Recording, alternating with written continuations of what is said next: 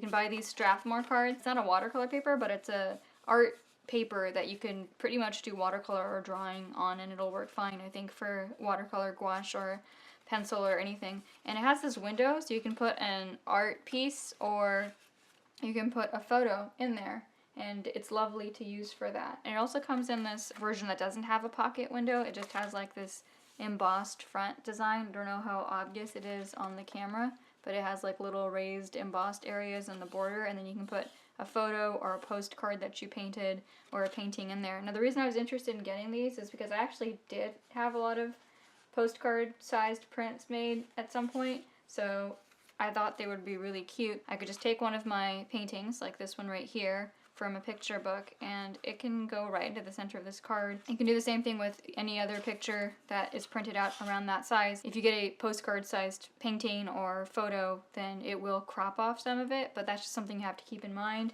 And you can use a cutout or traced out window shape to put over paintings ahead of time so you can see what part you want to crop out of the painting. And I wanted to show a few more examples of what can happen. I was really taken by these because I felt like I can do a lot of things with them. And they come in black and in white, so you can have a beautiful black border too with all of these if you have nice postcard print sized cards made out.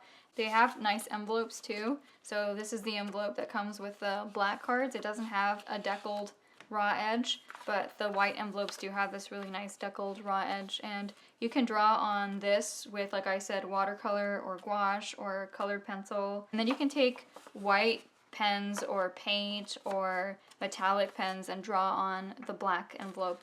And so let me show you some examples of stuff that I've done. I took this painting, again, I've done this in a past video. This is one of these golden age illustration studies, but because it happened to be on a postcard sized piece of watercolor paper, you can put it down on this card and then color on the embossed parts with just some metallic colored pencil, and it really makes it into a beautiful little card because you can match it to the cave colors. Remember the City of Brass? I did that, and that I think also makes a lovely card like this on black. I think the black is really stunning. It makes this great sort of Art Nouveau comic book effect. And this is one of the window ones, and you'll remember I did this as a gouache demo piece to show these few different leaves, and I used some of the same autumn colors in like metallic pencil. I think they're Derwent metallic pencils, and they show up really nice on this paper, so I think this makes a nice sort of Halloween, Thanksgiving, seasonal card because I just love black and orange. And I've shown how you can draw on it a little bit or draw on the embossed parts or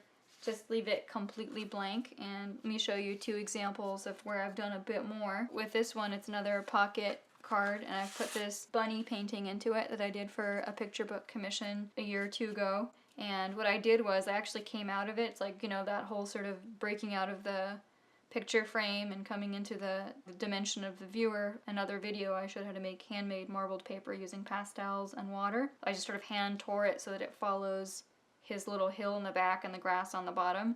So again, you don't have to ruin the whole frame effect. Really nice to have that framed matted look, but it's also nice to break that barrier and make it look like the viewer is looking at this painting that's coming out of the paintings. And here's another card that I did as a demo. I did it as a postcard size, and so again I decided to break that frame barrier by finishing off a little bit and a little bit on both sides. And again, I used these metallic Derwent pencils, and they are a little bit soluble with water, not as much as watercolor pencils, but a little bit so.